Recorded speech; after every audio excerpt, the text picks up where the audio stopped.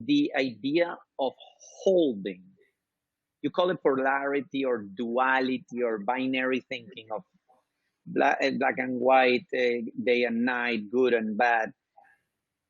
There is no one without the other. It's our ability to hold both is the practice. Yeah. It's ability, which I'm starting to understand a little bit more, is practicing equanimity, Yeah.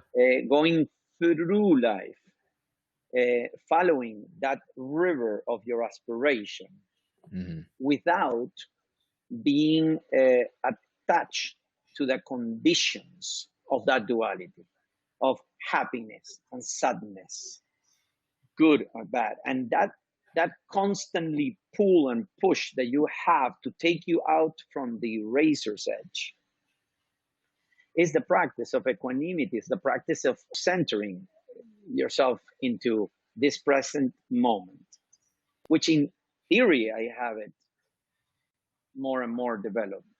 In practice, living in New York with families, with responsibilities, with COVID-19, losing clients, changing structures, just holding yourself to both, and do not, and I find myself like attached to like what I did or what I was before this pandemic, and I need to recover that was awesome, it was great, and now, so imagine blaming the pandemic.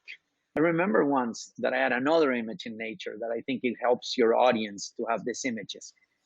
I was in the beach in Florida alone, and I saw this perfectly.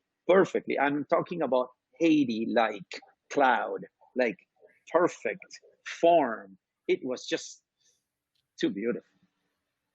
So I got attached to that cloud, and I start to see it, start to play that surreal game of I see an elephant, I see a dog, I see whatever. It was just beautiful. It was with me for probably 10 minutes. And then all of a sudden, the wind picked up and the cloud, it starts to dissipate. And I find myself suffering because I was trying to hold the cloud from dissipating. And I was realizing that I couldn't, and I didn't. And I suffer all the way through seeing it completely disappear. That marked me. It's like, how do you hold that? So holding yourself to the past or holding yourself to that construct nature of solidity, which we know that does not exist, is a pain. It's very painful, and I'm trying to not to not to not hold, but at the same time, I'm trying not to care Hmm. because there's very beautiful things that have been done that needs to be fought to behold, Hmm. but you cannot hold them.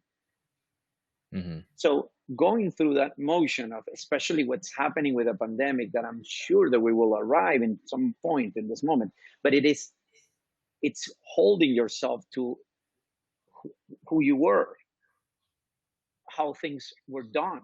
So it's fascinating for me to see how people are talking about the new normal or going back to normal, when in reality that's an illusion. Hmm.